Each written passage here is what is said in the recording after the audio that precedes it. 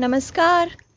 स्वागत है आपका सरल संस्कृत सुगम संस्कृत में और मैं हूं प्रतिभा दीक्षित। आज हम इस वीडियो में बात करने वाले हैं संधि प्रकरण से संबंधित महत्वपूर्ण 30 प्रश्नों के बारे में। इससे पहले हम संज्ञा प्रकरण से संबंधित महत्वपूर्ण प्रश्न कर चुके हैं, तो अगर आपने वो वीडियो नहीं देखा है तो डिस्क्रिप्शन में उसका लिंक है या चैनल से वहाँ आप उस वीडियो को देख सकते हैं। इसके अलावा हम संधि लघु सिद्धांत कौमुदी के अनुसार सूत्र से पढ़ चुके हैं और हम ट्रिक से भी संधि पढ़ चुके हैं। तो अगर आप वो भी वीडियोस देखना चाहते हैं तो आप चैनल से देख सकते हैं और डिस्क्रिप्शन में लिंक है, वहां से भी देख सकते हैं। तो आइए प्रारंभ करते हैं संधि के महत्वपूर्ण प्रश्न जो बार बार परीक्षाओं में पूछे जाते हैं। पहला प्रश्न है, सिद्धांत कौमुद्यानुसारम संधि संति। सिद्धांत कौमुदी के अनुसार कितनी संधियां हैं? तो इसका सही उत्तर होगा 5।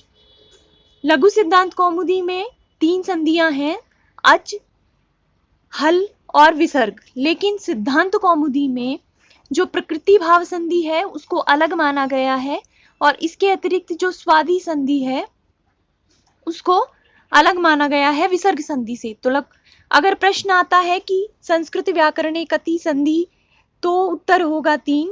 और अगर प्रश्न आता है कि सिद्धांत कौमुदी के अनुसार कितनी संधियां हैं, तो 5।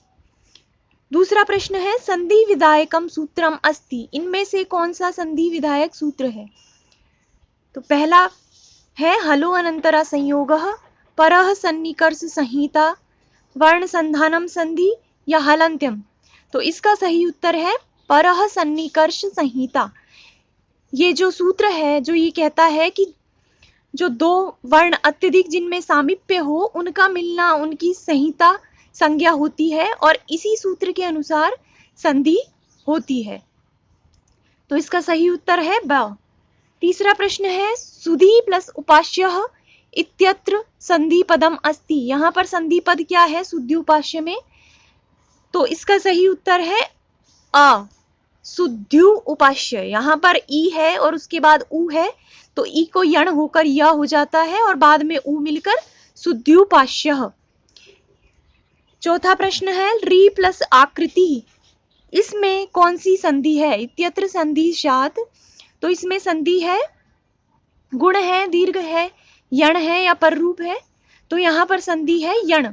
तो इसका सही उत्तर है स। यहाँ पर री का ला हो जाता है और दोनों मिलकर पद बनते हैं लाकृति। इस प्रकार। 5वां प्रश्न है, पुनारमते पदस्य संधि विच्छेदः स्यात्। पुनारमते जो पद है उसका संधि विच्छेद क्या होगा? तो इसका सही उत्तर है पुनर्रमते। यहाँ पर पुनरमते भी नहीं हो सकता, पुनश ये भी गलत है। इसका सही उत्तर है द। यहाँ पर जो र है उस र का लोप हो जाता है परे र रहते रोरी सूत्र से, और उसके पहले जो स्थित ह्रिश्व है उसको दीर्घ होकर पद बनता है पुनारमते। 6ठा प्रश्न है, शात सूत्रेण निष्पादितम पदम। शात जो सूत्र है जो श्रुत्व संधि के संबंध में आता है उससे निष्पादित पद कौन सा है? इस सूत्र के अनुसार बना हुआ पद कौन सा है? तो इसका सही उत्तर है प्रश्न। शात जो सूत्र है वो ये कहता है कि जो श्रुत्व संधि का विधान है कि स और तवर्ग से श और चवर्ग का योग होने पर स और तवर्ग जो हैं वो श और चवर्ग में बदल जाते हैं। किंतु यहाँ पर एक अपवाद है कि अगर श से परे तवर्ग रहे तो उसमें परिवर्तन नहीं होता। तो यहाँ पर ये जो शब्द है प्रश्न, इसमें प्रश प्लस न, तो परे न है तवर्ग का और ये आगे है श, तो यहाँ पर इस न में परिवर्तन नहीं होता और न का न ही रह जाता है। तो यहाँ पर शब्द बनता है प्रश्नः। 7वां प्रश्न है, लोपः शाकल्यस्य सूत्रेण निष्पादितम पदम। लोपः शाकल्यस्य सूत्र से निष्पादित पद कौन सा है? तो इसका सही उत्तर होगा द। लोपः शाकल्यस्य सूत्र जो है वो य का और व का लोप करता है विकल्प से। तो जहां पर भी अयादि होकर य हो जाता है तो उस य का लोप का विधान इस लोपः शाकल्यस्य सूत्र से होता है। तो हर इहि, यहाँ पर 2 प्रकार के पद बनते हैं, जहां पर लोप नहीं होता वहां पर हर ही बनता है, और जहां पर लोपः शाकल्यस्य सूत्र से लोप हो जाता है य का, वहां पर पद बनता है हर प्लस ई। तो इसका सही उत्तर है हर ई। 8वां प्रश्न है प्र प्लस एजते इत्यस्य संधि पदः स्यात्।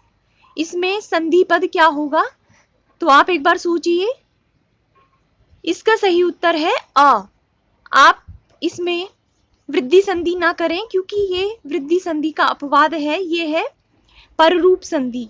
इसमें जहां पर भी उपसर्गांत पूर्व में उपसर्ग का अ हो और बाद में ए ओ हो, तो वहां पर वृद्धि नहीं होकर पररूप हो जाता है, और जो अ और ए हैं ये दोनों मिलकर ए ही होते हैं, आई नहीं होते। तो यहाँ पर सही उत्तर है प्रेजते।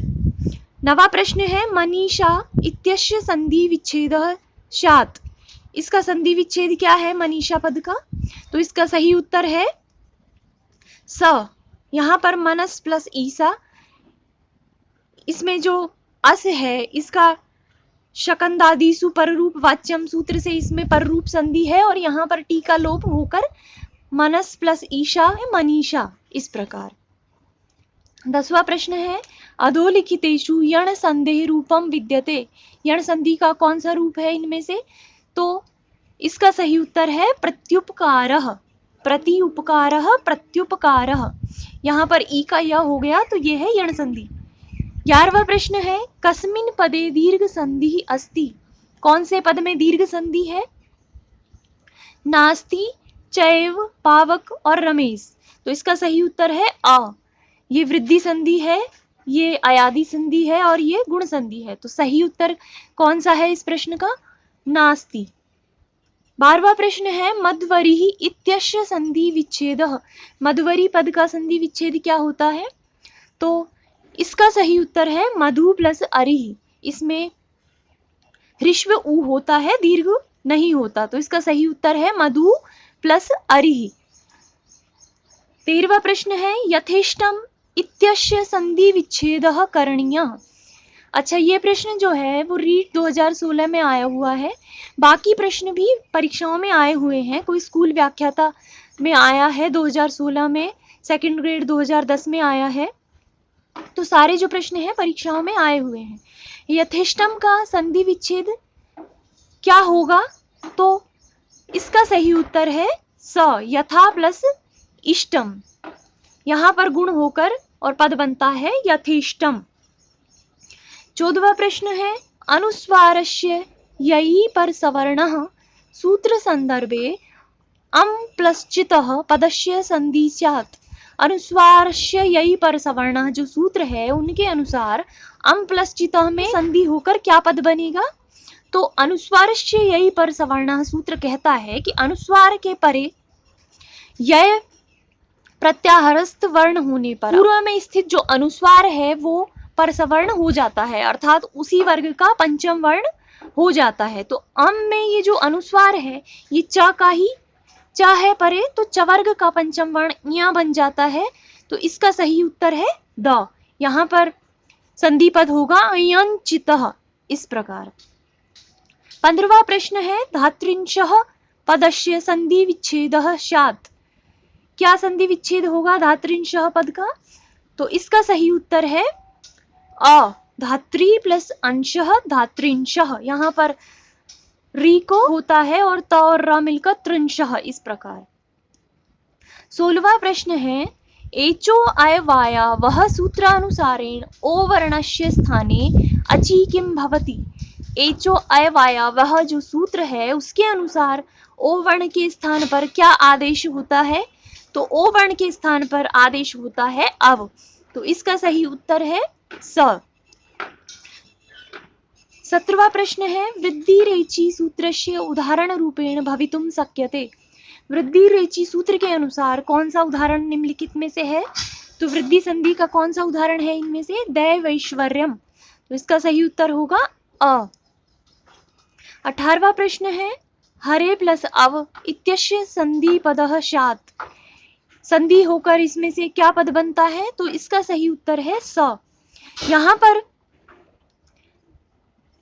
पूर्व रूप संधि हो जाती है, और ये आयादी संधि का अपवाद है। तो यहाँ पर ए का आय नहीं होता, आयादी के अनुसार यहाँ पर पूर्व रूप हो जाता है, और जो अ है उसको अवग्रह चिन्ह लिखकर इस तरह से लिखते हैं। तो इसका सही उत्तर है स।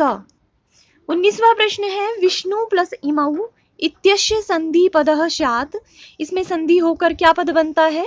तो यहाँ पर इसका सही उत्तर है द, विष्णु प्लस इमौ। यहाँ पर ये प्रग्रह्य संज्ञक है, इदुदे द्विवचनम प्रग्रह्यम सूत्र से, और प्रग्रह्य संज्ञक होने के कारण यहाँ पर प्लुत प्रग्रह्यम अचि नित्यम जो सूत्र है, जो प्रकृति भाव करता है, तो यहाँ पर संधि होकर इसी प्रकार का पद बनता है, क्योंकि इसमें प्रकृति भाव ही रहता है। इदुदे द्विवचनम प्रग्रह्यम, अभी मैंने आपको बता दिया, तो इस 20वें प्रश्न का सही उत्तर है प्रग्रह्य। जो ईकारांत, उकारांत और एकारांत जो शब्द हैं वो द्विवचन में प्रग्रह्य संज्ञक होते हैं, और जो प्रग्रह्य संज्ञक हैं संधि करते हुए उनमें प्रकृति भाव हो जाता है। तो इसका सही उत्तर है स। 21वां प्रश्न है रामश सेते इत्यस्य संधि विच्छेदः वर्तते। इसका संधि विच्छेद क्या होगा? तो इसका सही उत्तर है ब, रामस शेते। यहाँ पर स के पश्चात श आने से दंत्य श को भी तालव्य श होकर पद बनता है रामश शेते। 22वां प्रश्न है ग्रामाच चलितः इति पदे विग्रह अस्ति। इस पद का विग्रह क्या होगा? तो ग्रामात चलितः, इसका सही उत्तर है स। ये भी च्युत्व संधि का ही उदाहरण है। 23वां प्रश्न है शिवच्छाया पदस्य विच्छेदः भवेत्। शिवच्छाया पद का विच्छेद क्या होगा? तो यहाँ पर सही उत्तर है शिव प्लस छाया। यहाँ पर मैंने आपको समझाया था विसर्ग संधि में, और जो ट्रिक्स से हमने पढ़ा था उसमें भी मैंने आपको बताया था कि कहीं पर भी अगर ह्रस्व अ हो और उसके बाद छ हो तो उसको तुक आगम हो जाता है, और ता को च्युत्व होकर च हो जाता है। तो यहाँ पर इसका सही उत्तर है शिव प्लस छाया। इसमें तुकागम संधि है, तुक का आगम होकर पद बनता है शिवच्छाया। 24वां प्रश्न है विसर्जनीयस्य सः कदा भवति। कब विसर्ग का स होता है? तो कब होता है? खरी परे, जब परे खर प्रत्याहारस्थ वर्ण हो, जब परे वर्गों के पहले दूसरे वर्ण हो, इसके अतिरिक्त श श श हो, तो जो पूर्व में स्थित विसर्ग है उसको स आदेश हो जाता है। 25वां प्रश्न है शिवो वन्द्यः इत्यत्र संधि अस्ति। इसमें कौन सी संधि है? इसमें संधि है विसर्ग। शिव में जो विसर्ग है, इसका जो पद होता है, इसका सही उत्तर है विसर्ग। यहाँ पर जो पद है वो है शिवः प्लस वन्द्यः। तो यहाँ पर विसर्ग से परे व रहने पर जो विसर्ग है उसको उ आदेश हो जाता है, और ये शिव में जो आ है और उ है ये दोनों मिलकर ओ हो जाते हैं। तो यहाँ पर शिवः प्लस वन्दः, इसका मिलकर संधि पद बनता है शिवो वन्द्यः। तो यहाँ पर कौन सी संधि है? विसर्ग संधि। शंभु राजते इत्यत्र ड्रलोपे पूर्वस्य दीर्घो अणः सूत्रानुसारम किम भवति। यहाँ पर ये जो पद है शंभु राजते, इस पद में ड्रलोपे पूर्वस्य दीर्घो अणः सूत्र से क्या होता है? यहाँ पर र का लोप होता है, या फिर विसर्ग का उत्व होता है, या फिर दीर्घादेश होता है, या फिर विसर्ग का लोप होता है। तो इसका सही उत्तर है दीर्घादेश। ड्रलोपे पूर्वस्य दीर्घो अणः सूत्र कहता है कि अगर जहां पर ढ का लोप हुआ है और जहां पर र का लोप हुआ है, उसके पूर्व में स्थित जो ह्रस्व है उसको दीर्घ हो जाता है। तो ये जो पद है शंभु राजते, इसमें जो पद हैं वो है शंभु राजते। तो इस विसर्ग को र आदेश होता है, और उस र का रोरी सूत्र से लोप हो जाता है परे र रहते। तो र का लोप होने के पश्चात फिर जो ड्रलोपे पूर्वस्य दीर्घो अणः सूत्र है, उससे ये जो छोटा उ है शंभु में, इसको दीर्घ आदेश होकर पद बनता है शंभु राजते। इस प्रकार 27वां प्रश्न है गव्यम इत्यत्र संधि पदस्य विधायकम सूत्रम अस्ति। गव्यम जो शब्द है इसका संधि विधायक सूत्र क्या है, कौन से सूत्र से ये पद निष्पन्न हुआ है? तो इसका सही उत्तर है वांतो यी प्रत्यय। यहाँ पर एचो अयवायावह सूत्र नहीं है, क्योंकि एचो अयवायावह अगर एच से परे स्वर हो तो ए को आय ओ को अव आदेश करता है, किंतु यहाँ पर जो इसका विग्रह है गव्यम का वो है गो प्लस यम। तो यहाँ पर प्रत्याहारस्थ य परे रहते जो ओ है उसको अव आदेश हो जाता है, तो इसका विधायक सूत्र है वांतो यी प्रत्यय। 28वां प्रश्न है अधोलिखितेषु हल संदेह शुद्ध रूपम नास्ति। निम्नलिखित में से कौन सा जो शब्द है वो शुद्ध नहीं है हल संधि का? तो देखते हैं तल्लीनः, ये सही है, इसमें पररूप हुआ है सुगण्णीशः, वागीशः और प्रणश्यति। तो यहाँ पर जो अशुद्ध है वो है प्रणश्यति। 29वां प्रश्न है उप प्लस रिच्छति इत्यस्य संधि पदः भवति। इसमें संधि पद क्या होता है? तो इसका सही उत्तर है उपार्च्छति। यहाँ पर अ के परे री है तो इस री को आर हो जाता है वृद्धि होकर, यहाँ पर पद बनता है उपार्च्छति। इस प्रकार अंतिम प्रश्न है गुण संधि विधायकम सूत्रम अस्ति। गुण संधि का विधायक सूत्र कौन सा है? तो आप बताइए गुण संधि का विधायक सूत्र कौन सा है? तो इसका सही उत्तर है आद गुणः। अब देखिए प्रश्न जो है उसको आप ध्यान से पढ़िए। गुण संधि से दो प्रकार के प्रश्न आ जाते हैं। अगर गुण संधि का विधायक सूत्र पूछता है तो गुण संधि का विधायक सूत्र है आद गुणः, और अगर गुण संज्ञा का विधायक सूत्र पूछता है तो वो है अदेंग गुणः, क्योंकि जो अदेंग गुण है वो गुण संज्ञा का विधान करता है कि जो अत है और जो एंग है, एंग का तात्पर्य ए और जो ओ है, ये इनकी गुण संज्ञा होती है। और आद गुणः जो सूत्र जो है वो ये कहता है कि आ से परे ई उ रील री रहते इनको गुण एकादेश हो जाता है। तो यहाँ पर अगर गुण संधि का विधायक सूत्र पूछता है तो इसका सही उत्तर है आद गुणः, और अगर गुण संज्ञा का विधायक सूत्र पूछता है तो उसका उत्तर होगा अदेंग गुणः। तो ये हमारे प्रश्न समाप्त होते हैं। तो आप इनको पढ़ते रहिए, इनका रिवीजन करते रहिए, इससे आपकी तैयारी का आकलन भी हो जाएगा और प्रश्न किस तरह से बार बार परीक्षाओं में आते हैं, निरंतर रिपीट होते हैं, उसका भी आपको पता चलेगा। तो यहाँ से भी सीधा प्रश्न परीक्षा में आ सकता है। तो अगर आपको ये वीडियो पसंद आया है तो आप इसे लाइक करें, अधिक से अधिक शेयर करें, और अगर आप अभी तक आपने चैनल को सब्सक्राइब नहीं किया है तो सब्सक्राइब कर लें और बेल आइकन को भी प्रेस कर दें, जिससे आपको आने वाले वीडियोस के नोटिफिकेशंस मिल सके। तो मिलते हैं नेक्स्ट वीडियो में नए विषय के साथ, तब तक के लिए धन्यवाद।